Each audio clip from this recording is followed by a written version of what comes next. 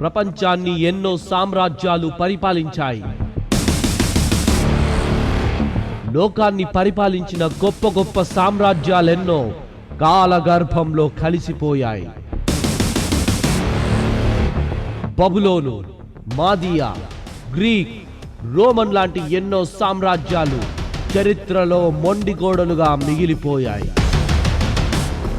కానీ 2000 సంవత్సరాల క్రితం భూమిపైకి అవతరించిన ఓ సామ్రాజ్యం నేటి ప్రపంచానికి మరుగయున్న మహా సామ్రాజ్యం.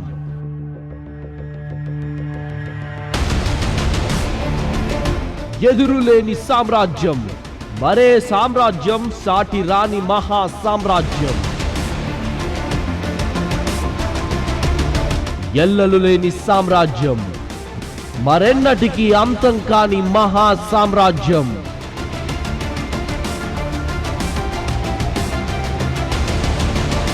చరిత్రలో లిఖించబడని సామ్రాజ్యం, చరిత్రనే తిరగరాసిన మహా సామ్రాజ్యం. చరిత్రకెక్కని మహా సామ్రాజ్యం. ప్రపంచాన్ని క్రీస్తు పూర్వం కొన్ని సామ్రాజ్యాలు, అందులో ఒక సామ్రాజ్యం మనకు తెలుసు, బబులోను సామ్రాజ్యం. ఈ బబులోను సామ్రాజ్యం ఎందుకంటే ప్రపంచ చరిత్రలో ఇది రాయబడింది. అది ఎంతవరకు నిజం అని మనం తెలుసుకోవాలంటే వాళ్ళు చెప్పింది నిజమా కాదా, రాయబడిన చరిత్రను చెప్పుకొనిచున్న వాటిని ఈరోజు ఏ విధంగా ఆయన నిరూపించగలిగారో మీకు తెలుసు. మరి ఇప్పుడు బబులోను గురించి రాసిన బాబిలోనియన్ కింగ్డమ్ గురించి రాసినటువంటి చరిత్రకారులు వాళ్ళు బాబిలోనియన్స్ గురించి రాసింది రైటా? ఓన్లీ 25% రైట్, 75% చెప్పటం మానేశారు వాళ్ళు. మీరు అడగండి సార్, ఎవరైనా ఎనీ హిస్టోరియన్ మీరు అడగండి. మా పిడి సుందరరావు గారు ఇలాగ అంటున్నారు, 25% మీద రైటా అంటే ఈ Babylonians and Medo Persians and Greeks and Romans, వీటి గురించి వీడు రాసిన చరిత్ర అనేది ఎంతవరకు నిజం అనేది కూడా మనం నిర్ధారణ చేసుకోవాలి. ఏదో రాసేసాడు కనుక అది నిజం. ఈరోజు ప్రపంచం ఎలా అయిపోయిందంటే అండి, ఎవడేం చెప్తుంది నువ్వు నమ్మేటివేనండి. ఎవడేం చెప్పినది నమ్మేటివే. వద్దండి, నమ్మకండి. నమ్మొద్దని యేసు చెప్పిన మాట ఇప్పుడు చదువుతాడు, అది నమ్మండి. మార్కు సువార్త 4వ అధ్యాయం. ఏనన్నా? మార్కు సువార్త 4వ అధ్యాయం 24లో 2000 సంవత్సరాలు అంటే క్రీస్తు శకం 33లో సుమారు యేసుక్రీస్తు ఏమి చెప్పాడు నాటి మానవ సమాజానికి ఒక మేలుకొలుపు. 4:24 మార్కు సువార్త. మీరేమి వినుచున్నారో, మీరేమి వింటున్నారో అంటే మీరు వినకూడని సంగతులు మీకు వినిపిస్తాయి. మీరు వినకూడని సంగతులు మీకు వినిపిస్తాయి. శాంభవి, ఈ శాంభవి ఈ మీడియా వాళ్ళు తీసుకొచ్చిన ఒత్తిడికి 2012 యుగాంతం అయిపోతుంది అని, అసలు యుగాంతం అంటే ఏంటో ఆ బ్రెయిన్కి ఊహించలేదండి. ఆ శాంభవి చిన్నపిల్ల, ఎలిమెంటరీ స్కూల్లో జాయిన్ చేశారు ఆ పిల్లని. దీనికి మీడియా అబ్బాబ్బాబ్బాబ్బా ఎంత హడావుడి చేసేసిందంటే అంత హడావుడి చేసేసింది. చివరికి మీ గుంటూరు దలైలమ్మ కూడా వచ్చినట్టు మరి న్యూస్లో నేను చూశాను. ఏంటి, ఈ అమ్మాయి చెప్పింది రైట్ అని ఆయన చెప్తున్నాడు.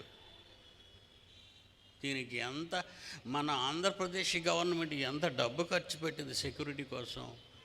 ఆయన రావటం హడావుడి ఇవన్నీ చేసి శాంభవి తల్లి అంటది, ఈ మీడియా వాళ్ళేనండి నా బిడ్డను పాడు చేశారు అంది.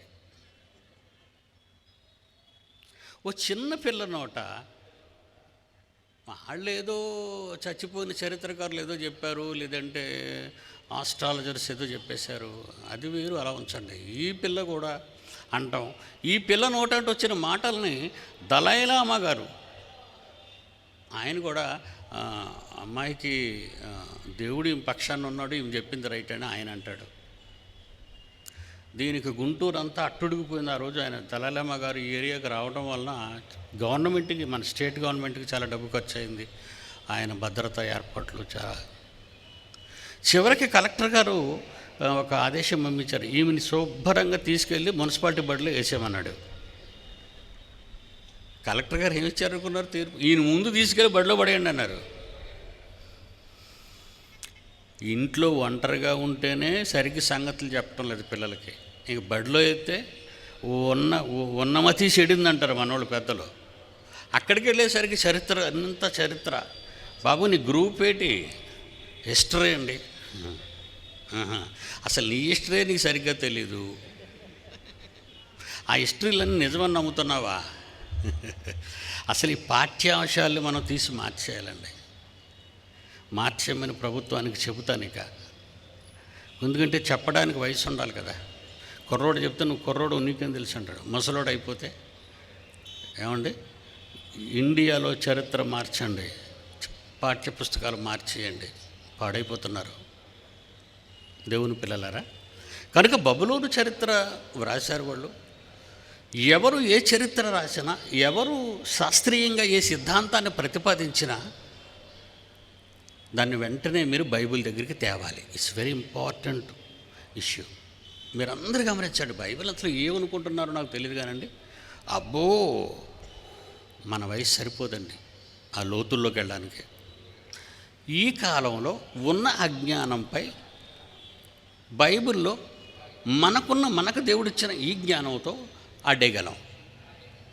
ఇక సైన్స్ అనేది ఎంత ఎత్తుకు వెళుతున్నా అంత ఎత్తులో బైబిల్ మీకు అర్థం అవడం ప్రారంభమవుతుంది రాబోయే తరాల వాళ్ళకి. అందులో అనుమానం ఏమీ లేదు. ఈవేళది ఈవేళది అనుకోకండి. ఆ రోజు మరీ గొప్పవాళ్ళు మీ గర్భాల నుండి బయటకు వస్తారు. ఈ ఆశయాలతో ఉన్న మీరు ఆ రోజు మీ గర్భాల నుంచి వచ్చిన వాళ్ళే వాదనకు దిగుతారు వాళ్ళతో. 123, 127 కీర్తన మరి నిజంగా ఆ చివరి మాటలో 4వ వచనంలో ఏమంటాడంటే అద్భుతమైన మాట.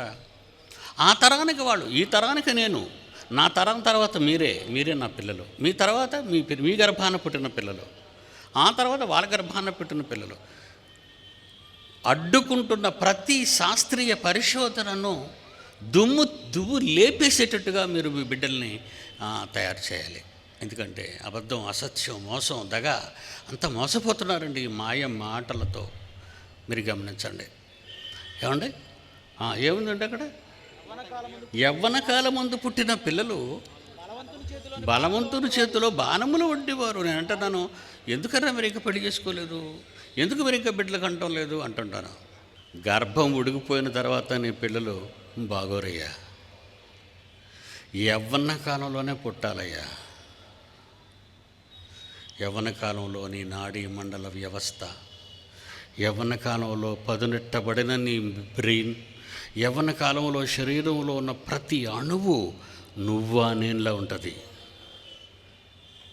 ఇది ఏ డాక్టర్నైనా అడిగితే చెప్తాడని మీకు అనుకోండి. వాళ్ళకి అసలు ఏమీ రావు వాళ్ళకి. ఎందుకంటే ఇంకా ఈ థియరీ ఎవడు కూడా ఈ మెడిసిన్లో ప్రవేశపెట్టలేదు. దేవుడు చెప్పాడు, క్రీస్తు పూర్వం 100 years సుమారు యవ్వన కాలమందు పుట్టిన పిల్లలు బలవంతుని చేతిలో బాణముల వంటి వారు. ఒక బలవంతుడు విల్లును పట్టుకొని అంబుల పొదుల నుంచి అంబును తీసి లాగాలి. అలా లాగాలంటే ఆ బాణం, ఆ అంబు శత్రువు గుండెను చీల్చేయాలి. గురి తప్పకుండా గుచ్చుకోవాలి వెళ్ళి. కనుక యవ్వన కాలంలో చేసుకోండి పెళ్ళి, యవ్వన కాలంలో పెళ్లి చేసుకోండి అన్నాడు. యవ్వన కాలంలో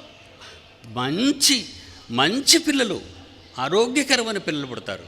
అది దేవుని మాట అండి, నేనన్న మాట కాదు. నువ్వు వయసు మళ్ళిపోతుంటే నీ పుట్టిన పిల్లలు కూడా బాగోరు, శారీరకంగా బాగోరు, మానసికంగా బాగోరు. కనుక దేవుని పిల్లలారా, యవ్వన కాలమందు పుట్టాలి పిల్లలు. వాళ్ళే నాలాంటి బలవంతుడి చేతికి ఇచ్చేయండి మీ పిల్లల్ని. నా విల్లుని నిలబెట్టి ఎవడు శాస్త్రవేత్త, ఎవడు చరిత్రకారుడు, వాడికి సరిపోయిన బాణం. ఈవేళ నాకు బాణం దొరికింది, సంతోష్. బాగా చెప్పాడు. ఏమండి, చరిత్ర గురించి బాగా చెప్పాడు. Very good. అయితే నా అంబుల పొదిలో ఉండవలసిన వాడు. ఇక విల్లుకి నెక్స్ట్ ప్రమోషన్ తెలుసా? విల్లునికి బిగిస్తాను తన్నాయి, శత్రువు గుండెలు చీల్చాలి, చరిత్ర పుటలు చినిగిపోవాలి. దేవుని పిల్లలారా, ఈ సమాజాన్ని బాగు చేద్దాం. అజ్ఞానం నుండి సమాజాన్ని బయటికి తీద్దాం. నాట్ ఓన్లీ ఇండియా, ఇది ఒక ఇండియాలో ఉన్న వాళ్ళకి బోధ కాదు, ఆంధ్రప్రదేశ్లో ఉన్న వాళ్ళకి బోధ కాదు, ప్రపంచానికి అవసరమైన బోధ. ప్రపంచానికి అవసరం అండి బోధ. ఈరోజు విదేశాల్లో తీసేశారండి బైబిల్ని, అసలు చర్చలే కట్టేశారు వాళ్ళు. పాశ్చాత్య దేశాల్లో, యూరోప్ దేశాల్లో దేవుడు అంటే ఎవరికి భయం లేదండి. బైబిల్ అంటే పట్టించుకోరు వాళ్ళు, వాళ్ళకి అనవసరం అది. మరి ఈ చిన్ని దేశంలో మనం పుట్టాం, ఈ మధ్యన అభివృద్ధి పదంలో పడుతున్నాం. ఈ దేశంలో పుట్టిన మనం ఎన్నో సంస్కృతులకి, ఎన్నో సంస్కరణలకి ఆలవాలం అండి మన భారతదేశం. నేను భారతదేశంలో పుట్టాను కనుక భారతీయుడిగా గర్వపడుతూ మహాజ్ఞానాన్ని బోధించే ఇండియన్గా ఉన్నాను. అది అమెరికాలో పుడితే ఒబామాల ప్రెసిడెంట్ అమెరికాకి ప్రజల ఓట్ల కోసం మీరు అబార్షన్ చేసుకోండి చట్టబద్ధం చేసేసేవాడిని. అక్కడ పుట్టినవాడు అలా మారతాడు, ఇక్కడ పుట్టినవాడు నాలా మారాలి. దేవుని పిల్లలారా, యేసుక్రీస్తు కూడా ఆ రోజు అదే మాట అన్నాడు. మీరేమి వినుచున్నారో జాగ్రత్తగా చూచుకోండి. మార్క్స్ 4:24 మీరేమి వినుచున్నారు? నిజమా, అబద్ధమా, అవాస్తవమా, వాస్తవమా? పేపర్లో వచ్చిందంతా రైట్ కాదు, శాస్త్రవేత్త చెప్పిందంతా రైట్ కాదు. అది తప్ప రైటా అని ఏమండి, వాళ్ళంతా శాస్త్రవేత్తలు కదండి, వాళ్ళంతా హిస్టోరియన్స్ కదా, చరిత్రకారులు కదా, వాళ్ళంత జ్ఞానం మాకు లేదండి, మేము వాళ్ళని ఎలా అడ్డగలమండి, ఏ విధంగా వాళ్ళని మేము తప్పు పట్టగలమండి అని మీరు అనుకుంటున్నారు కదా. మీరు అనుకోవటంలో తప్పులేదు. కానీ ఒక ఎగ్జాంపుల్ చెప్తాను మీకు. ఏమండి, అప్పుడప్పుడు బుర్ర తిరుగుతుందండి, అప్పుడప్పుడు కళ్ళు తిరుగుతున్నాయండి అనగానే ఒక పెద్ద మిషన్లోకి మిమ్మల్ని ప్రవేశపెడతారు. స్కానింగ్ మిషన్లోకి పడుకోబెట్టి మీ బ్రెయిన్ అంతా ఫొటోస్ తెస్తుంది అది. అప్పుడు రోగ నిర్ధారణ జరుగుతుంది. బ్లడ్ టెస్ట్ ట్రై చేస్తారు, యూరిన్ టెస్ట్ ట్రై చేస్తారు. ఏమండి, అన్ని టెస్టులు అయిన తర్వాత అసలు రోగం యొక్క పరిస్థితి తెలియనప్పుడు వాళ్ళు ఏ సిస్టమ్ను వాడాలి, మీకు ఏ రకమైన స్కాన్ చేయాలి మిమ్మల్ని అని ఆ కొత్త స్కానింగ్ మిషన్లు అన్నీ మనకి విదేశాల నుండి వచ్చేస్తున్నాయి. మనలందరినీ టెస్టులకు రాస్తుంటారు. ఎక్కడ పొరపాటు ఉందో కనుగొంటారు, ఆ పొరపాటుకి సరైన వైద్యం అందిస్తారు. మరి చరిత్రకారుల్ని, ఈ రకమైనటువంటి శాస్త్రవేత్తల్ని, మరి వీళ్ళని మనం ఎలాగా తెలుసుకోగలం అంటే there is a scanning machine. దేవుడు అమాయకుడు కాదండి, దేవుడు చాలా గొప్పవాడు. లేనివి, ఎవడికి రానివి, దేవుడే చెప్పినవి ఇందులో ఉన్నాయండి. ఇందులో ఉన్నాయన్న సంగతి ప్రపంచ క్రైస్తవ్యానికి అర్థం కాకుండా పోయిందండి. అందుకే మతగ్రంథం అయిపోయింది. ఇది మత పుస్తకం అంటారు, క్రైస్తవులు మతస్థులు అంటారు. కాదండి, ఆ పదం లేదు. యోధ మతం ఉంది, ఇశ్రాయేలీల మతం ఉంది, క్రైస్తవ మతం లేదే బైబిల్లో. క్రైస్తవ మార్గం అన్నది బైబిల్లో. నేనే మార్గం. కనుక మతం వల్ల మత ఛాందస్యవాదం పుడుతుంది, మత ఛాందస్యవాదంలో ఉగ్రవాదం పుడుతుంది, ఉగ్రవాదంలో మరణాలు సంభవిస్తాయి. మందలాటవాదం కాదు, క్రైస్తవవాదం.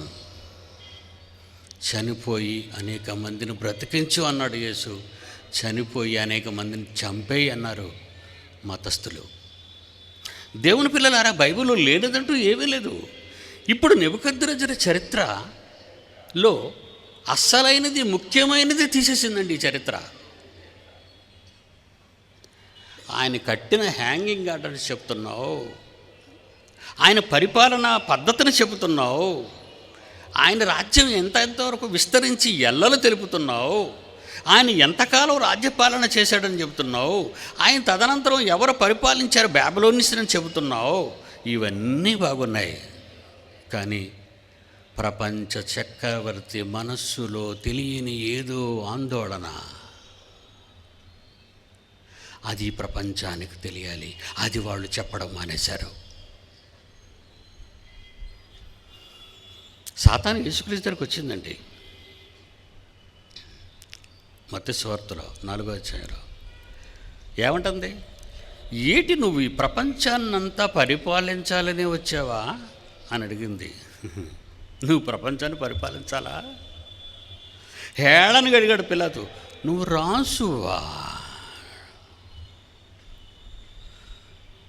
నేనే రాజులేండి అనలేదు ఆయన. నేను రాజునే రా అన్నాడు. రోమా గవర్నర్తో యేసు ఇచ్చిన సమాధానం, నువ్వు రాసువా అని అడిగితే నేను రాజుని. లూకా సువార్త 4వ అధ్యాయం, ఏనా 4వ అధ్యాయం 5-6 వచనాలు. అపవాది ఆయన తీసుకొని పోయి భూలోక రాజ్యములన్నింటినీ ఒక నిమిషములు అతనికి చూపించి, ఈ భూలోక రాజ్యముల అధికారం అంటే చక్రవర్తి, ఈ చక్రవర్తి సింహాసనం నీకు ఇవ్వాలనుకుంటున్నాను. నువ్వు చూసావు కదా, నీకు చూపించాను కదా, ఈ లోక రాజ్యాలన్నిటినీ నువ్వు చూపించాను కదా. అంటే ఈ లోక రాజ్యాలన్నిటిపై పెత్తనం, సింహాసనం, కిరీటం నీకు కావాలా? ఎందుకు నేను అడుగుతున్నానంటే, ప్రస్తుతం అది నాది. యేసు వచ్చే కాలానికే ప్రపంచ అధికారం, సార్వభౌమ అధికారాన్ని సాతాను తన చేతుల్లో పెట్టుకుంది. పరిపాలన తన వల్ల సాగుతుంది. అది భూమి మీద ఎక్కడా దాని సింహాసనం లేదు, అంతరిక్షంలో ఉంది దాని సింహాసనం. వాయుమండల సంబంధమైన అధిపతి అది, యుగ సంబంధమైన దేవతది. 1 రాజ్యాధికారం, 2 దేవత్వం నాదే అంటుంది. అధికారం నాది. మీరు మొక్కవలసింది నాకు. అదే మొక్కు, నిన్ను మొక్కమంటున్నాను. మొక్కే ఒకసారి నాకు రాజ్య మహిమలన్నీ చూపించిన తర్వాత యేసుక్రీస్తు అంటుంది, నీవు నాకు మొక్కితివా అంటే యేసునే మొక్కమన్నదంటే ప్రపంచ ప్రజలను పాదాల దగ్గర అప్పటికే పడేసిందని అర్థం. మనం అనుకుంటున్నాం ప్రపంచాన్ని పాలించిన బబులోను చక్రవర్తి అంటావా? ప్రపంచాన్ని పాలించిన మాదీయులు, పారసీకులు అంటావా? ప్రపంచాన్ని పాలించిన గ్రీకులు అంటున్నావా? లేదా రోమన్స్ అంటున్నావా? లేదా అరవస్తమించిన సామ్రాజ్యం బ్రిటిష్ అంటున్నావా? ప్రపంచాన్ని పరిపాలిస్తున్నది దుష్టుడు. వీళ్ళందరికీ వాడే చక్రవర్తి. వీళ్ళు సామంతులు. బబులోను ఒక సామంతురాజు సాతానుకి. మెడో పెర్షియన్స్ ప్రపంచ పాలన చేసిన ఆ రాజులు, అహష్వేరోష్ ఎస్తేరు రాణి భర్త, అతడు కూడా సామంతుడే సాతానుకి. అలెగ్జాండర్ ది గ్రేట్ వాడొక సామంతుడు దానికి. రోమన్స్ 600 సంవత్సరాలు ఇనుప పాదాలతో తొక్కేసింది ప్రపంచాన్ని. రోమన్ ఎంపైరిజం. వాడు సామంతే. రవస్తమించిన సామ్రాజ్యం క్రీస్తు తరువాత వాళ్ళు ఇప్పుడు చూడండి, వాళ్ళ సామంతులో కదా మీకే తెలుస్తుంది. దేవుని పిల్లలారా, యేసు దగ్గరకు వచ్చిన అపవాది అంటుంది, నీవు నాకు మొరక్కితివా? ఇదంతయు ప్రపంచ పెత్తనం, సామ్రాజ్యాల అధికారం, చక్రవర్తి సింహాసనం నీకిస్తాను Yesu Kristu. You like it, you want it. ఏసేమన్నాడు ఒకసారి చదవండి, తర్వాత వచనం 4వ అధ్యాయం లూకాసు వార్త 8వ వచనం. అందుకు యేసు, నువ్వు మొక్కాలి, మొక్కులు నీవి, మొక్కులు నావి కావు. మొక్కులు నీవవ్వాలి. నీ దేవుడైన ప్రభువుకు నువ్వు మొక్కాలి. ఎందుకు? సింహాసనాల మీద కూర్చోబెట్టేది ఆయనే, సింహాసనాలు దించేది ఆయనే. అసలు రాజ్యమే లేకపోతే, మట్టి లేదు మనుషులు అంటున్న వీళ్ళకి మట్టి లేకపోతే మనుషులు ఉంటారా అన్నది తెలుసా? రాజ్యం అంటే మట్టి కాదోయ్, దేశం అంటే మట్టి కాదోయ్, దేశం అంటే మనుషులోయ్ అన్నాడు. మంచిది, మంచి మాట. అంటే సగం నుంచి చెప్పాడు పాపం కవి. అసలు మట్టే లేకపోతే మనుషులు ఉంటారా కవి? అసలు మట్టే లేదనుకో, మనిషి ఉంటేనే కదా దానికి ఒక సూటు, దానికి ఒక కళ్ళ జోడు, చేతికి ఒక వాచి, కాళ్ళకు ఒక బూటు. అసలు మనిషే లేకపోతే ఇవన్నీ ఎవరికి? భూమి కలుగుగాక. అది దేవుని మాట, దేవుని వలన కలిగిన మాట. అంతే. సృష్టిని కలిగించిన, విశ్వాన్ని నిరూపించిన దేవుడు, కట్టించిన దేవుడు.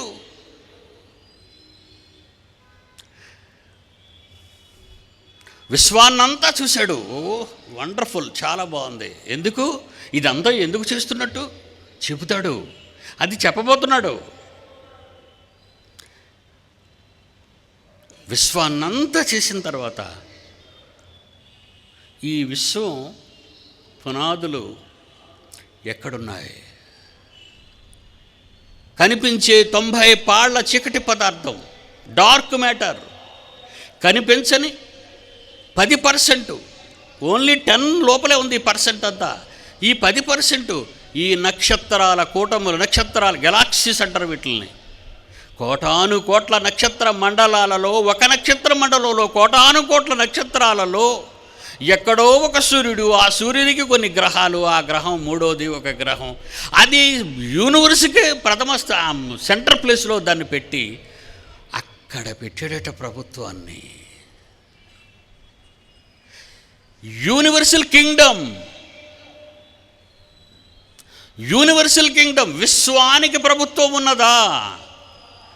విశ్వానికి ప్రభుత్వం ఉన్నది. విశ్వానికి ప్రభుత్వాధికారి ఎవరో తెలుసా? దానిని చేసిన తండ్రి అయిన మనకన్న తండ్రి. ఆమోసు గ్రంథం 9వ అధ్యాయము 6వ వచనం. ఆమోసు గ్రంథం 9వ అధ్యాయం 6వ వచనం. ఆకాశమందు తన కొరకే మేడగదులు కట్టుకునివాడా. ఏం బాబు అక్కడ ప్లాన్ చేస్తున్నావు? చంద్రమండలంలో ప్లాన్ చేస్తున్నావు, మా జంగారెడ్డి దగ్గర ప్లాన్ చేస్తున్నారు మీరు. ఏంటి, ఇల్లులు కట్టుకోవడానికేనా? ఇల్లులు కట్టుకోవడానికి. ఏం బాబు, భూమి మీద మీకు నమ్మకం లేదా? ఎందుకోనండి, భూమి మీద మా వాళ్ళ పరిస్థితి అంతా చూస్తుంటే అగ్రరాజ్యాల నుంచి జనరాజ్యాల వరకు భయంకరమైన మారణాయుధాలు కనిపెట్టేశారు. భూమిని కొన్ని 100 సార్లు తగలబెట్టే మారణాయుధాలు ఉన్నాయి. ఈవేలో రేపో 3వ ప్రపంచం అంటూ, యుద్ధం అంటూ వస్తే ఇక మనుషులు చావడం కాదు, ఆ ప్రాంతాల వారు చావడం కాదు, మొత్తం భూమి మంటల్లో దగ్ధమైపోద్ది అని కొన్ని దేశాలు జాగ్రత్తగా ఆలోచిస్తూ భవిష్యత్తు ప్రణాళికల కోసం, ఒకవేళ ఈ భూమి అంతరించిపోతే మనం ఎక్కడో దగ్గర పైన ఏదో ఒక ఇల్లు కట్టేసుకుంటే బాగుంటుందని. ఇప్పటికే ఈరోజు ఈ మానవ సమాజంలో, ఈ ప్రపంచ దేశాల్లో కొంతమంది పిచ్చివాళ్ళు లేచిపోయారు. ఆ పిచ్చివాళ్ళలో హాలీవుడ్ యాక్టర్లు ఉన్నారు. మన విజయవాడలో కూడా కొన్ని ఫ్యామిలీస్ ఉన్నాయి మన దగ్గరలోనే. ప్రపంచంలో చాలా దేశాల్లో మరి ఫ్లాట్స్ కొనుక్కున్నారు చంద్రమండలం మీద. ఏంటి బాబు, ఫ్లాట్సా?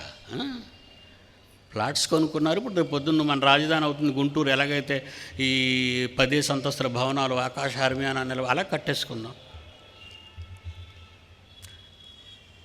వాళ్ళందరికీ మాట చెప్పాలనుకుంటున్నానండి. ఈ మధ్య ఇప్పుడు ఆ వాక్యం చదవండి. ఆకాశమందు మేడగదులు కట్టుకొనుటకు ఆకాశమండలమునకు భూమి యందు పునాదులు వేశాడు. అసలు దీని కన్స్ట్రక్షన్ తెలుసా నీకు? విశ్వం యొక్క కన్స్ట్రక్షన్ ఏంటి? బుర్ర తిరుగుతుందా? భూమి ఏమో మండిపోతూ గిర్రం తిరుగుతుందా? భూమి తిరుగుతుందా, నువ్వు తిరుగుతున్నావా అని బుర్ర తిరుగుతుందా? అప్పుడు భూమిలో వేడికిపోయినవన్నీ బయటకు వచ్చేసాయా? అవన్నీ చల్లబడిపోయా? ఆ చల్లబడిన వాటిలో ఏ మొక్క మీద ఉండకుండా భూమి మొక్క మీద ఈ మొక్క మీదే మనుషులు జీవి పుట్టిందా? మరి ఈరోజు అంగారకుడిలో జలాలు ప్రవహించే ఉన్నాయి, జలాలు ఉన్నాయని తేలింది. నువ్వే చెప్తున్నావు రెండు మాటలు.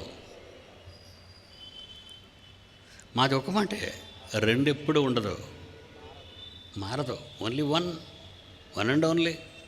Word is one and only. I am one and only. All is one and only. God is one. We are one family. ప్రపంచానికి అసలు వాళ్ళు అవివేకత మీద దెబ్బ కొట్టవలసిన క్రైస్తవ్యం ఈరోజు ఎందుకు బైబిల్ని పక్కన పెట్టేసింది? దేవుని పిల్లలారా, ఇక వెళదాం. అసలు ఈ విశ్వానికి సృష్టికర్త ఎక్కడ వేసేటట్టు పునాది? విశ్వానికి భూమి మీద పునాదులు. అంటే భూమి భస్మం అయిపోతే నువ్వేమో ఇక్కడికి వెళ్ళి ఉంటావా, మధ్యలోకి వెళ్ళి ఉంటావా? అసలు పునాది కూలిపోతే మొత్తం 10 అంతస్తులు పడిపోతాయి, అందులోనూ చిక్కడిపోతావు. పునాది డ్యామేజ్ అవుతుందిరా నాన్న, పునాది పోద్ది భూమి. దేవుడు భూమండలాన్నే ఎందుకు పునాదిగా పెట్టాడు? దేవుడు భూమండలాన్ని ఎందుకు పునాది పెట్టాడు విశ్వానికి? చదువుతారా, చూస్తారా? దానియేలు గ్రంథం 2వ అధ్యాయం 44వ వచనం.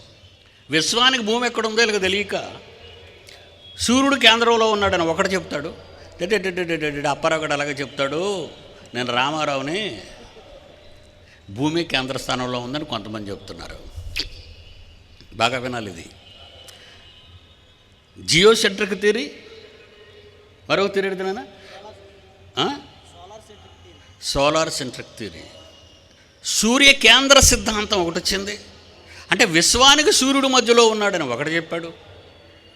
ఆడి తర్వాత వచ్చిన వాడు ఏమంటున్నాడంటే, ఏమంటే జియో సెంట్రిక్ థియరీ, భూకేంద్ర సిద్ధాంతం. వీళ్ళిద్దరిది మనం ఎందుకు నమ్మాలి? మనం నమ్మొద్దు. కనుక ఆమోసు గ్రంథంలో వీళ్ళిద్దరూ పుట్టక ముందు, వాళ్ళ అమ్మబాబులు అన్న కనక ముందు, వాళ్ళ తాతల కనక ముందు, వీళ్ళ తాతల వీళ్ళ కనక ముందు దేవుడు రాయించిన ఈ స్కానింగ్లో ఏమని బయటపడిందో తెలుసా? విశ్వానికి భూమి కేంద్ర స్థానంలో ఉండి విశ్వ పునాదులన్నీ భూమి మీదే ఉన్నాయి. ఇక్కడ మనం ఎప్పుడు నిలబడిపోవాలండి, అంతే. వీళ్ళు ఇప్పుడు కాట్లాడుకుంటున్నారు మన దగ్గర శాస్త్రవేత్తలు ఇద్దరు. కోతి నుండి వచ్చాడనొకడు, చేప నుండి వచ్చాడనొకడు, ఏదో గ్యాస్ వల్ల వచ్చాడనొకడు, ఎలియన్స్ నుంచి, ఇతర గ్రహాల నుంచి వచ్చారు. వీళ్ళు ఎలాటో తెలుసా? చేపల బజార్లో చేపలు అమ్ముకునే టైప్ వీళ్ళు. మీరు శాస్త్రవేత్తలు అనుకోకండి వాళ్ళంత తెలుగు తక్కువలు, దద్దమ్మలు ఎవరు ఉండరు. ఎవరికి? క్రైస్తవులకు మాత్రమే ఈ పవర్ ఉంది. వాళ్ళని పట్టుకోవాలంటే ఒక్క క్రైస్తవుడే పట్టుకోగలడు వాళ్ళని. ఒకడు సూర్యకేంద్ర సిద్ధాంతం అంటాడు, ఒక భూకేంద్ర సిద్ధాంతం అంటాడు. ఇద్దరికి వచ్చేసరికి ఎవడది రైట్ అంటే సూర్యుడు మధ్యనున్నాడు, చంద్రుడు మధ్యనున్నాడు, భూమి మధ్యనున్నదో, అంగారకుడు మధ్యనున్నాడు చెప్పేది శాస్త్రవేత్తలు కాదు, దానిని కలిగించిన వాడు చెప్పాలి. బాత్రూమ్ ఎక్కడ ఉండాలో, డైనింగ్ రూమ్ ఎక్కడ ఉండాలో, నీ స్లీపింగ్ రూమ్, బెడ్రూమ్ ఎక్కడ ఉండాలో అది రారెంట్ పోయేవాడికి అడిగితే ఏం చెప్తాడు? ఉండయ్య బాబు, నేను వంకాయలు కొనుక్కోవాలంటాడు. దాని బిల్డర్ దగ్గరికి వెళ్ళు, అతను మాస్టర్ ప్లాన్ తీ, ఆ ఇంజనీర్ ఎవరో కనుక్కో. భూమి మీద దేనిని కావాలనుకున్నా ఇన్ని ప్లాన్లు అడుగుతున్నావే, ఇన్ని గ్రాంట్లు అడుగుతున్నావే ప్రభుత్వం నుంచి. ప్లాను గ్రాంట్ అయిందా లేదా, పర్మిషన్ ఇచ్చిందా లేదా, మున్సిపల్ కార్పొరేషన్ అడుగుతున్నావే. ఈ విశ్వం కలగడానికి ఎవరి ప్లాన్ ఉంది? కలిగి ఉన్నదేదియు యేసనే నేను లేకుండా కలుగలేదు. ఇవే చెప్పేస్తున్నానా? ఎప్పుడూ ఉందా? ఎప్పటి నుంచో వేల సంవత్సరాలుగా బైబిలులో ఉన్నది కలిగి ఉన్నదేది నేను లేకుండా కలుగలేదు. నేను ప్రధాన శిల్పిని. యేసు వలన కలిగింది ఆయన్ని కన్న తండ్రి అయిన దేవుడే దీనిని చేయించాడు ఆయన చేత. చేసిన వాడు చెప్పాలి. భూమి కేంద్ర స్థానంలో ఉందో, అంగారకుడి కేంద్ర స్థానంలో ఉన్నాడో, సూర్యుడి కేంద్ర స్థానంలో ఉన్నాడో, ఈ శాస్త్రవేత్తలు చెప్పిన తప్పులు తడకలు అసలు మీరు నమ్మకూడదు. ఈ చరిత్రకారులు చెప్పిన ఇచ్చకపు మాటలు మీరు నమ్మకూడదు. ఇవన్నీ ఎందుకు పుట్టాయో తెలుసా? సాతాను సామ్రాజ్యంలోని సైన్యాలలోని వీళ్ళంతా సోల్జర్స్. వాళ్ళు అమాయక జనాన్ని తప్పుదారి పట్టించి అమాయక ప్రపంచాన్ని అన్యాయంగా చెరుపుతూ చేస్తున్న ప్రయోగాలు ఇవన్నీ. వాళ్ళు చెప్పుతున్నవన్నీ అబద్ధాలు.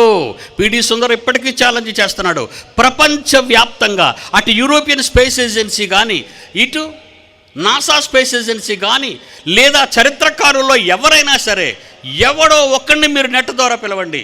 ఈ గుంటూరు పట్టణంలో ఈ గుంట గ్రౌండ్లో నాతో వాడిని పోటీకి నిలబెట్టండి. ఎనీబడీ ఇన్ ద వరల్డ్, ప్రపంచంలో మళ్ళా చెప్పమంటారా? భవిష్యత్తు కూడా చెప్తాను. ఆడు రాడండి. ఎందుకంటే నా పేరు వినగానే వాడు వెంటనే టాయిలెట్కి వెళ్తాడు. మీకంటే ముందు తెలుసురా వాడి గురించి. మాకు సింహగర్జన పంపాడురా మాకు. అది చూసిన తర్వాత మాకు అర్థమైంది, మేమెందుకు ఆ సింహం నోట్లో మా బుర్ర పెట్టి మేమెందుకు చీప్ అయిపోవాలి ప్రజల దగ్గర.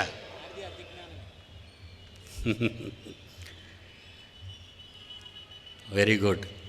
దేవుడు ఎందుకు భూమిని సెంటర్లో పెట్టాడు? ఇప్పుడు మనకు ఆ పాయింట్ తేలాలా? దానియేలు గ్రంథం 2వ అధ్యాయం 44వ వచనం చూడండి. టాప్ సీక్రెట్ ఏంటో. దానియేలు గ్రంథము 2వ అధ్యాయము 44వ వచనం. దానియేలు గ్రంథము 2వ అధ్యాయము 44. Assyrians and Babylonians, Medo Persians, Greeks and Romans, క్రీస్తు పూర్వం పాలిస్తున్న మహాసామ్రాజ్యాల గురించి మాట్లాడుతూ, ఆ రాజుల కాలములో పరలోకమందున దేవుడే భూమి మీద తన రాజ్యాన్ని స్థాపించాలనే డెసిషన్ తీసుకున్నాడు ఆయన. యూదులు బాబిలోనియన్ చెరకు వెళ్ళిపోతారు. యూదులు బాబిలోని చెరకు వెళ్తారు. 27:330 క్రీస్తు పూర్వం 330 నుంచి 1453. ఒకసారి మీరు అర్థం చేసుకోవడానికి రాసుకోవడానికి బాగుంటుంది. ఏనన్నా వీళ్ళ పాలన కానీ మీరు ఆలోచిస్తే చాలా చక్కగా ఉంది. ఎవరు అబద్ధం ఆడడానికి వీల్లేదండి. దీని గురించి ఎవరు కలబలి కబుర్లు చెప్పడానికి వీల్లేదండి. బాబిలోనియన్స్ ప్రపంచాన్ని పరిపాలించారు. వీళ్ళు 605 నుంచి 539 క్రీస్తు పూర్వం. కథ కాదు ఇది, వాడు రాసుకున్న చరిత్ర ఇది. బాబిలోనియన్స్ ఎంతకాలం పరిపాలించారు ప్రపంచాన్ని అంటే 605 నుంచి 539. ఆ పరిపాలన కాలంలో ప్రపంచాన్ని పాలించే మహాచక్రవర్తి అంటే వాడు నెబుకద్నెజరు. వాడట కలగన్నాడట, ఆడట మర్చిపోయాడట. ఆడు చూడండి, వాడికి ఎంత పెంకితనమో. ఆడు పడుకోవటం ఏంటి, ఆడికి నిద్ర పట్టడం ఏంటి, ఆ పనికి మాలిన వాడికి ఏదో కళ రావటం ఏంటి. ఆ కళ చెప్పాలట, కళ భావాన్ని చెప్పాలట. చెప్పకపోతే బబులోను సామ్రాజ్యంలో ప్రపంచ ప్రజలలో ఎంతమంది వాస్తులు చెప్పేవాళ్ళు, జ్యోతిష్యం చెప్పేవాళ్ళు, శకునాలు చెప్పేవాళ్ళు, వీళ్ళందరినీ ఈడ్చుకురమ్మన్నాడండి బబులోను చక్రవర్తి. రాజు తలుచుకుంటే దెబ్బలు కరువు అని ఈడ్చుకొచ్చేసారండి. ఎందుకంటే ప్రపంచ చక్రవర్తి కదండి. మాడు ముఖం వేసుకొని, దేవుడు ముఖం పెట్టుకొని ఆయన అడుగుతున్నాడు, ఏమని? నేను కలగన్నానయ్యా, చిత్తం మహాప్రభు, ఆ కళ ఏంటో చెప్పండి. అయ్యో బాబోయ్, అంతేకాదు మిమ్మల్ని వదలను, కళ భావాన్ని చెప్పండి, లేదా చెప్పకుండా మీ తల తగ్గొట్టేస్తాను. అదండి వాడి కఠినమైన శిక్ష. ఆ రోజు వాడి వల్ల ఎంత బాధ అనుభవించారండి. ఈరోజు కూడా అలాంటి ఉంటే ఈ జ్యోతిష్యం చెప్పే వాళ్ళకి, శాస్త్రాలు చెప్పే వాళ్ళకి తలదించేయాలండి, తప్పులు చెప్పినోడికి. ఇంకా నయ్యం మనం వాస్తవం చెప్పిన తర్వాత నిజం చెప్పమంటున్నాం. ఆ బబులోను చక్రవర్తులు అట్టోడు వస్తే ఆ వాస్తవం ఏంటో నువ్వే చెప్పు, అబద్ధం ఏంటో నువ్వే చెప్పు, నిజమేదో నువ్వే చెప్పంట అలాంటోడు. చూడండి క్లిప్లో. అప్పుడు బబులోను నుంచి చెరగొన్న యూదుల్లో మేధావులైన వారు, యవనస్తుల్లో మేధావులైన వాళ్ళందరినీ దగ్గర తీసుకురంటే ఎవరు ఒప్పందించారు? బాబు, యూదులు అనేవాళ్ళు ఉన్నారు, అబ్బో వాళ్ళు చాలా పవర్ఫుల్ పీపుల్, వాళ్ళ చరిత్ర చాలా గొప్పది కనుక మీరు వినాలి దీన్ని అనగానే రాజుకు మంచి ఆలోచన వచ్చి సరే పిలిపించండి అన్నాడు.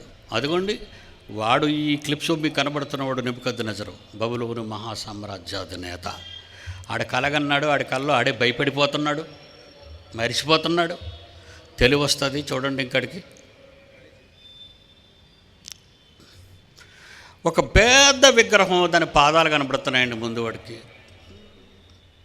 ఆ విగ్రహాన్ని అలాగా దర్శనంలో చూస్తుంటే అబ్బో చాలా భయంకరమైన వికృతి రూపంతో కలిగిన ఆ విగ్రహం, దాని తల దబ్బబ్బబ్బబ్బబ్బా కంగారు పడిపోయి ఆడి కేకలు వేసేస్తున్నాడు. చూడండి, ఆడు ప్రపంచ చక్రవర్తి పిచ్చి కేకలేస్తున్నాడు ప్యాలెస్లో. ఈడి చరిత్ర ఎందుకంటే రాయలేదు? ఆడి పిచ్చి చెప్పరా మరి? వాడి పిచ్చి చెప్పేవాళ్లే ఈ పిచ్చి చెబితే యేసుక్రీస్తు బయటికి వచ్చేస్తాడు. వీడి పిచ్చి చెప్పావా రే నెబుకద్నెజరు, లేదా రే చరిత్రకారులారా, చరిత్రకారులు మీరందరినీ హెచ్చరిస్తున్నాను. ఎవరు? సైతానుగాడు. ఏమని హెచ్చరిస్తున్నాడు? ఈ పిచ్చి గాని ప్రపంచానికి తెలిసిందా? అందులో నాతో పోటీకి ప్రపంచానికి రాబోతున్న యేసుక్రీస్తు నన్ను గెంటేస్తాడరా, గెలిచేస్తాడరా, మీరందరూ అతనికి లోబడిపోతారా. కనుక ఒరే చరిత్రకారా, నోరు మోయి, ఈ విషయాన్ని బయటకు రానియద్దు. అప్పుడు హ్యాంగింగ్ గార్డ్స్ కట్టించున్నాడు ఇతనే కదా.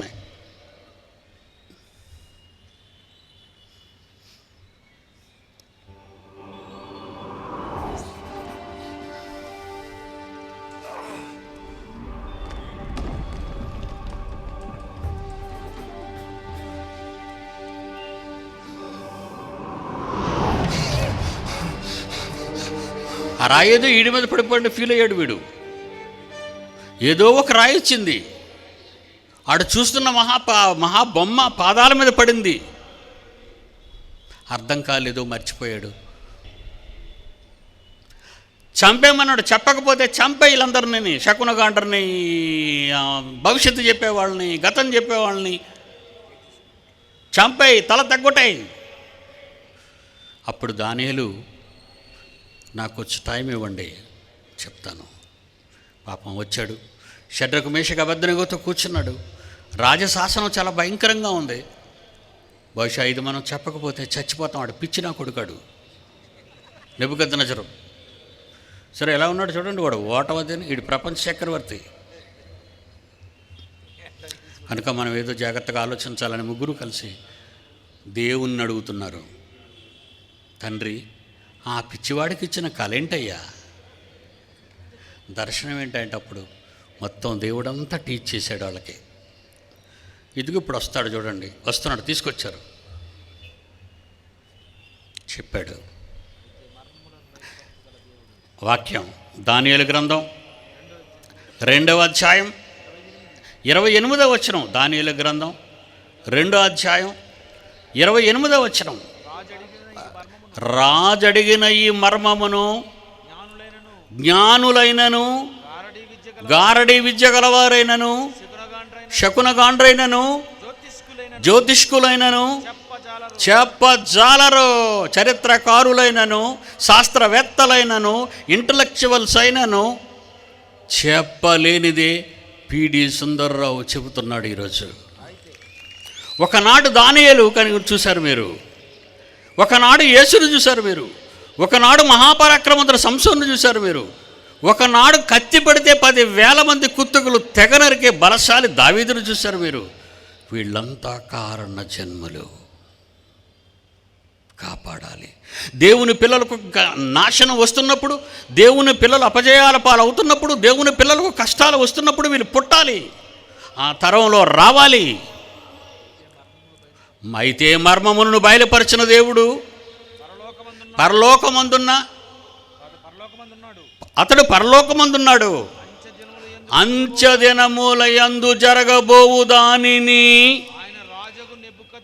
ఆయన రాజగు నెబుకద్నెజరుకు తెలియజేసెను. ఏనైనా ఇప్పుడు చూడండి, ఏదో ఒక రాయి రావటం ఏంటి, ఆ స్తంభాన్ని ఎందుకు ఆ బొమ్మ పాదాలను ఎందుకు అలా చితుకు తొక్కేసింది, విగ్రహాన్ని ఎందుకు పూర్తిగా దంచేసింది, ఎందుకు ఇదంతా బూడిదైపోయి ఆకాశానికి వెళ్ళిపోయింది, మటుమాయమైపోయింది, చరిత్రలో కనబడకుండా పోయింది, చరిత్రలో మొండి గోడలుగా నిలిచిపోయాయి. రాజుల సొమ్ము రాళ్లపాలు అన్నట్టు గోల్కొండ నవాబుకు గోల్కొండ రాతికోట పాడుబడిపోయింది, అక్కడ కనబడుతుంది మనకి హైదరాబాదులో. వీళ్ళవన్నీ నిలబడ్డాయంతే, పగిలిపోయి పడిపోయి. చెప్తున్నాడు.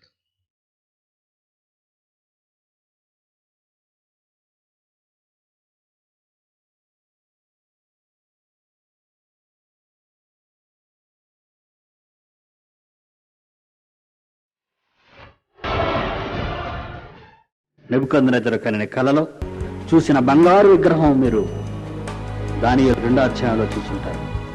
ఒక భయంకరమైన ప్రతిమ. ఆ ప్రతిమ శిరస్సు మేలిమి బంగారము. ప్రపంచాన్ని పరిపాలించిన మొట్టమొదటి మహాసామ్రాజ్యం బబులోను సామ్రాజ్యం.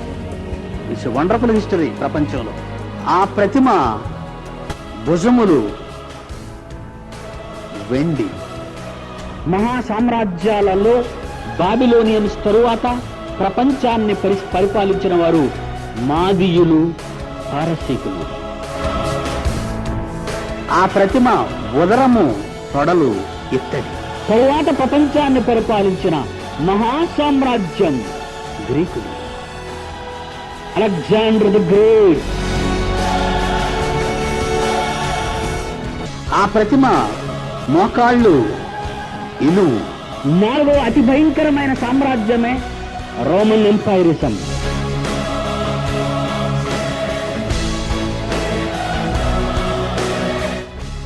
ఆ ప్రతిమ పాదాలు ఇనుము, మట్టి.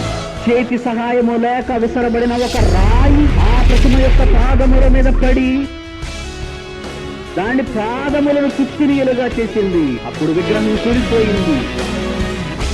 ఆ విసరబడిన రాయి ఏదో తెలుసా నీకు?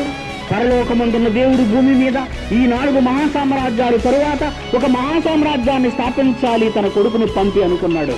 పరలోకమందున్న దేవుడు తన రాజ్యమును స్థాపింపబూనుకొని మరెన్నటికని అంతము లేని ఒక మహాసామ్రాజ్యాన్ని ఈ భూమి మీద ప్రారంభించాడు. అదే క్రీస్తు సామ్రాజ్యం.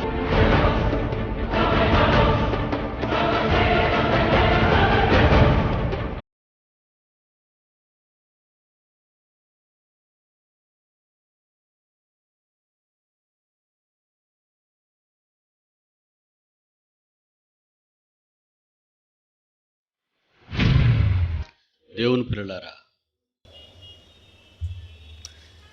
రాజులు ఈ రాజ్యాలను పాలించక ముందు దేవుడు తీసుకునే నిర్ణయం ఆ రాజుల కాలములలో దేవుడు ఒక రాజ్యమును స్థాపించును. రాజా, నువ్వేమని పడుకున్నావో తెలుసా? నా తర్వాత ఈ ప్రపంచాన్ని ఎవరు వెళ్తారు? నా వారసులు వెళ్తారా? నా కుటుంబం వెళ్తుందా? ఎవరు వెళ్తారు? నీ వాళ్ళే వెళ్ళాలని నువ్వు అనుకున్నావు.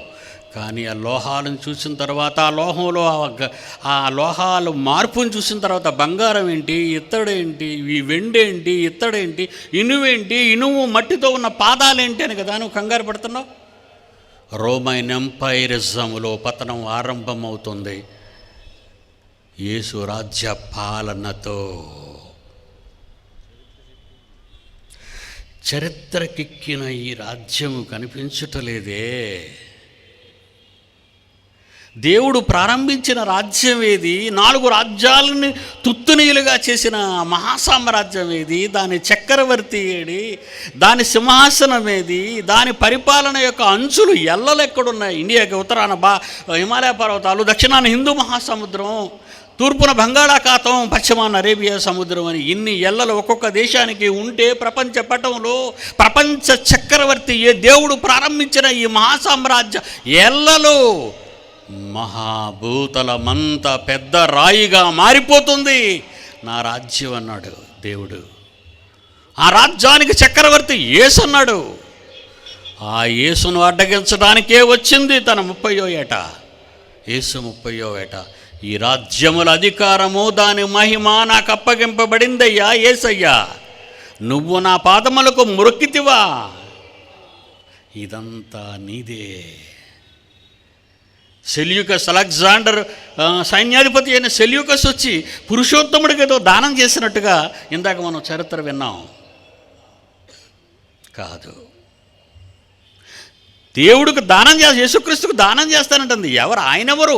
కలిగి ఉన్నదేది ఆయన లేకుండా కలుగలేదన్న ఈ విశ్వంలో, భూకేంద్రంలో ఉన్న ఈ భూమి కేంద్రస్థానంలో ఉంటే దేవుని రాజ్యానికి కేంద్రస్థానంలో ఇవ్వబడింది అని అర్థం. అంటే దేవుని రాజ్యము కేంద్రస్థానముగా ఉన్న భూమి విశ్వానికి కేంద్రస్థానంలో ఉంది, దేవుని మహాసామ్రాజ్యానికి కేంద్రస్థానంలో ఉంది. ఆ సామ్రాజ్యం భూమి మీద లేకుండా తుడిచిపెట్టేసిందండి దయ్యం, తుడిచిపెట్టేసిందండి. ఇస్లాం వాళ్ళని అడుగుదాం, వాళ్ళు ఈరోజు ఏమంటున్నారో తెలుసా? పవిత్ర యుద్ధం మేము ఎందుకు చేస్తున్నామో తెలుసా? ఇస్లాం ప్రపంచాన్ని పరిపాలిస్తుంది కనుక.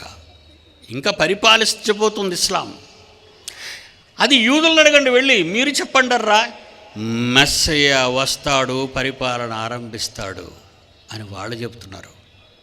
ఇక క్రైస్తవులను అడగండి, యేసు రాజుగా వచ్చుచున్నాడు అని వీళ్ళు పాడుతున్నారు. అంటే ఎందుకు రాజ్యం ఇది?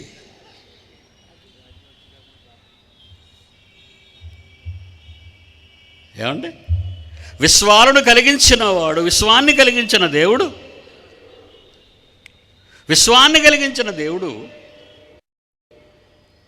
ఆయన రాజ్యస్థాపన చరిత్రలో లేదండి. సూర్యుడు ఎలా కలిగాడు? తిరగటం వలన గ్రహాలు వచ్చాయని బుద్ధిహీనులు చెబుతుంటే వాళ్ళ మాటలే నమ్మారండి. మరి విశ్వం ఎలా కలిగింది? విస్ఫోటనం జరిగింది, బిగ్ బ్యాంగ్ థియరీ అని చెప్పుకున్నారు. ఏదో కథ చెప్పారు, ఆ కథను నమ్మేశారు. కానీ కలిగించిన దేవుడు ఒక్కసారి చూడండి.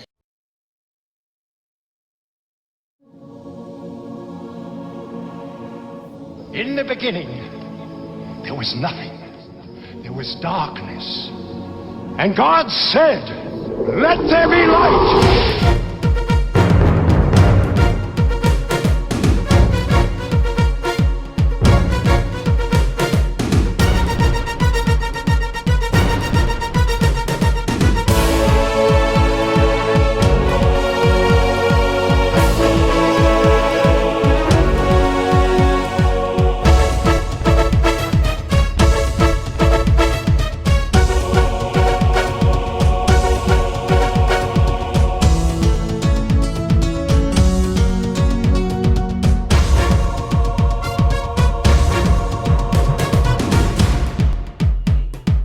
లోకాలను కలిగించిన దేవుడు రాసినదే ఈ గ్రంథం.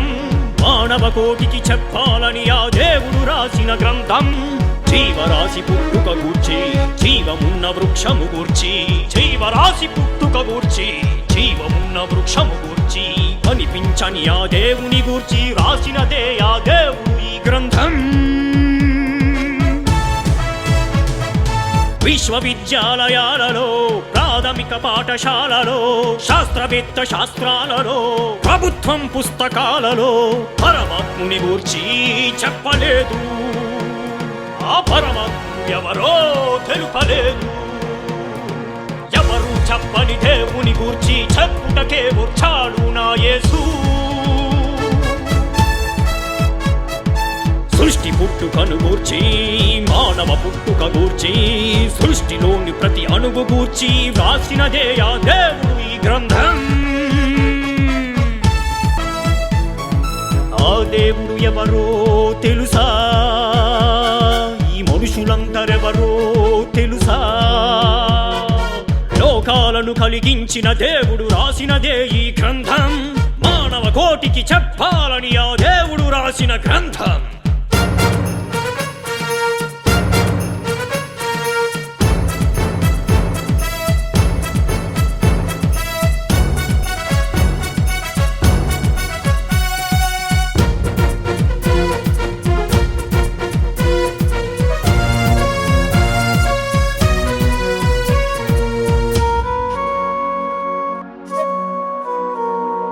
మనుషులందరూ వచ్చింది మొదటి మనిషి నుండే, ఆ మొదటి మనిషి పుట్టింది ఆ దేవుని నుండే. భూమి మీద పుట్టిన మనిషి దేవుని కుమారుడే, భూమి మీద పుట్టిన వారంతా దేవునికి పిల్లలే. ఆదామైనా యేసైనా పూర్వీకులెవరైనా, మనిషిగా పుట్టిన ఏ మనిషైనా స్త్రీ పురుషులు అయినా దేవునికే వీరంతా పిల్లలే. ఆదాము నమ్మిన దేవుడే దేవుడే, నీకొక దేవుడు నాకొక దేవుడు మనిషికి ఉంటాడా? దేవుని గూర్చి రకరకాలు ఈ మనుషులు చెబుతారా? ప్రతి తల్లి చెబుతుంది నీ తండ్రి ఇతడని, నా యేసుక్రీస్తు చెప్పాడు మన తండ్రి దేవుడని. లోకాలను కలిగించిన దేవుడు రాసినదే ఈ గ్రంథం, మానవ కోటికి చెప్పాలని ఆ దేవుడు రాసిన గ్రంథం.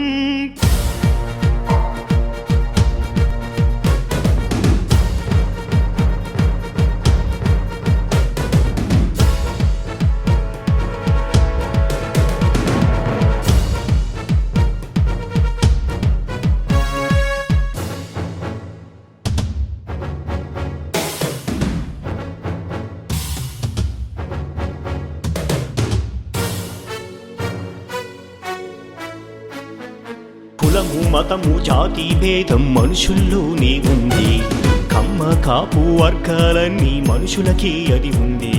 ఆదాముకు లేదు కులం, హవ్వకు లేదు కులం, కయ్యేనుకు లేదు కులం, హేబేలుకు లేదు కులం, మొదటి మనిషికే లేనే లేదు కులం. ఆ మొదటి మనిషి సంతానమే నేటి జనం. వారందరికీ ఒక దేవుడే, మనకందరికీ ఆ దేవుడే. వారందరికీ ఒక దేవుడే, మనకందరికీ ఆ దేవుడే. మనుషులందరికీ దేవుడు తండ్రే అయితే, ఈ మనుషులందరూ అతనికి పిల్లలు అయితే. ఒక్కడే ఉంటాడు, అతడు తండ్రి అవుతాడు. తండ్రి ఒక్కడే ఉంటాడు, తండ్రి దేవుడు అవుతాడు. భారతీయులే సోదరులవుతారా? ఈ మనుషులందరూ సోదరులే కారా? బడిలో చెప్పని పాఠం బైబిలే చెప్పింది పాఠం, బడిలో చెప్పని పాఠం బైబిలే చెప్పింది పాఠం. పాఠశాలలో చెప్పాలి మూల పాఠం దేవుడని, ప్రతి పుస్తకాలలో చేర్చాలి సృష్టికర్తే దేవుడని.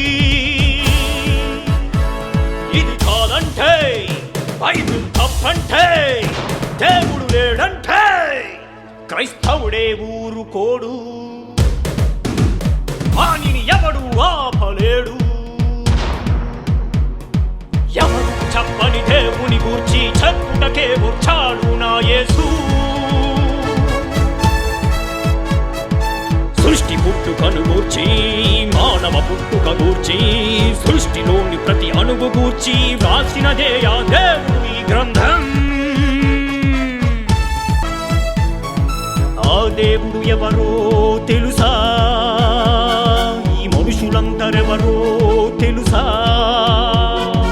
లోకాలను కలిగించిన దేవుడు రాసినదే ఈ గ్రంథం, మానవ కోటికి చెప్పాలని ఆ దేవుడు రాసిన గ్రంథం.